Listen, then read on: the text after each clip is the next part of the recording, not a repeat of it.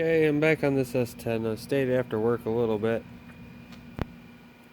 Felt like I need to get something done. It's been a while since I've been on this. Um, been in the mix of a whole bunch of work with that. The old Dirty Max. But figured I'd stay after tonight and just kind of go through this just a little bit. So, what I did, and this is all off the clock by the way, this is just for me something to do. This bracket right here, I made this. It doesn't look really pretty. I'll take the blemishes out of it, but it holds this hose back because of that 90 right there. It's real tight to the throttle linkage. So, as you can tell, this piece right here gets real close to that hose. And without that bracket and a nice bendy hose, I had to, put a hose on there. It didn't have a bend in it. Well, I had to put a bracket on there. Like I say, I'll make it look a little prettier than what it is, but it does the purpose. Alright, also, we have this detent cable, and I had to make a little slug out of a bolt here. I don't know if it'll focus on that or not.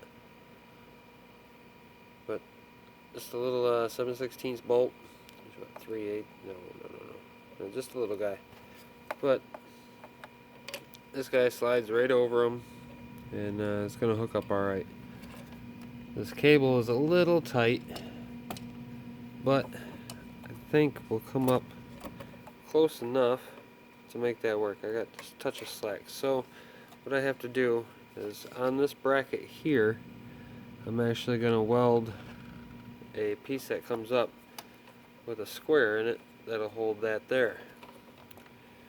So wherever that lands, what I'm going to do now is I'm going to put a marker on this cable here to where there's no tension on it, and it just starts getting into it. So from there, I'll hook it up and see where this bracket needs to be and start cutting a square. That should be really fun. So also what I want to do is hold this in place, make sure the rotation of this is not going to overextend our pole. So I want to get it halfway right, so when you're driving down the road, this thing's not shifting all over the place and doesn't have enough line pressure in it, clutches burn out. I mean, it's an old trans already, but I still don't want transmission, sorry, YouTube friendly. I don't want it to overextend it, and I don't want it to be under, but yet, half throttle. I want it to read a half throttle on this. I want it to be right in the middle. And on an idle, obviously, nothing on there, no line pressure. Then wide open throttle, have everything right there. The ratio might be a little wrong, but it'll be a lot closer than what it could be. So we're going for that. This guy here, I don't know why they set that there, because it spins down, and most TB cables pull out. So I don't know what they had going on there. There's a spot for that and everything. It just maybe that's, I don't know. It's out of my realm, out of what I'm doing. It's not gonna work for me. Although it would have been nice to just plug and play, not such the case. Yeah, so that's what I'm doing tonight. Building a couple brackets. I still have to install throttle cable. This is not bolted down securely, it's not tightened. I don't know what the length's supposed to be. I just wanted to make sure it was going to ride in the track right and then come up halfway straight. And it's pretty close. I mean, it'll work. It'll work just fine. I'm still not a fan of this necking down of sizes, but for what he's got and what we're going to make work, this is going to be it for the time being. I really don't want to cut this piece of aluminum if he has another plan for it, because if we don't have to cut it, he can use that much more of it anywhere down the road and still put his filter down there with maybe an inline sensor or something of the nature.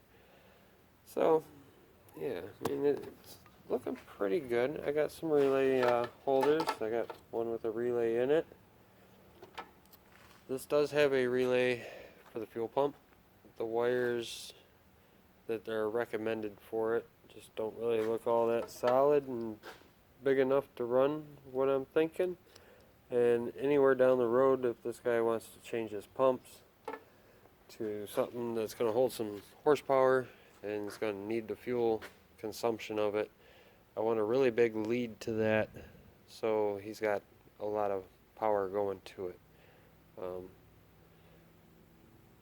Yep, I've always noticed that with the electronic fuel pumps. They take a lot of power, and I'm not going to rely on 20-25 amp relay. You know, like this one here is even a little small for what I'm thinking. It'll work for this pump, no problem, but if he ever went to another pump, he's going to need a bigger relay. But this is a 50 amp, 30 amp. So right off the main hit, it'll hold a 50, but continuous is a 30. So, like I say, this will hold his pump at the time, or for the time. But if he ever wants to upgrade, be on top of it, no problem. And we might as well build it in right now. It's already, I have to go into that system and make that work. So, the radiator is all plumbed in. Serpentine belts on. Still have to get power steering lines made up to the pump, which really shouldn't be a big deal. There's a Napa right down the road, Jim's Alpine. They make fittings, crimp them, and have all kinds of goodies that we can make that up. The cooler line, I don't think we're gonna put a cooler in line with all this. This thing's not gonna go, 400,000 miles in the desert and the snow, and this ain't a production vehicle. So I really don't think the fluid is going to get really damaged too badly with just a straight shot up with it. If it does become a concern, then we can put a cooler on it later. But we definitely need the high side line made up for the gearbox to that pump. Just a nice little shorty. So that's kind of where I'm at right now. I really want to make up this bracket, get that done, get that out of the way. That way everything with the throttle will be buttoned up. Besides going inside and hooking that up to the pedal, maybe making a bracket for that, I'm not sure yet. I haven't been underneath the dashboard and looked at it, but if I can remember right off of GM, I'm going to have to make something work for that. The power lines, the hot wire, yes, that's a big hot lead there. Should hold up for many years and have all the amperages. Everything for the truck side chassis is inside of that. And then computer data lines run down right there and up and tuck under. Go in the inside, computers on the inside. Still have to mount that. I got a general location of where it's going. We got the big computer, not the smaller one. So it's kind of a burden, but not really. It'll be workable. I can't remember if I showed you the vacuum's all hooked up, the fuel line is hooked up, the coils are all in place, they're all buttoned up. I got the zip ties on there just to hold them away. I don't want them rubbing as much as possible. I think the zip ties are a good easy way to go, and they'll last a while.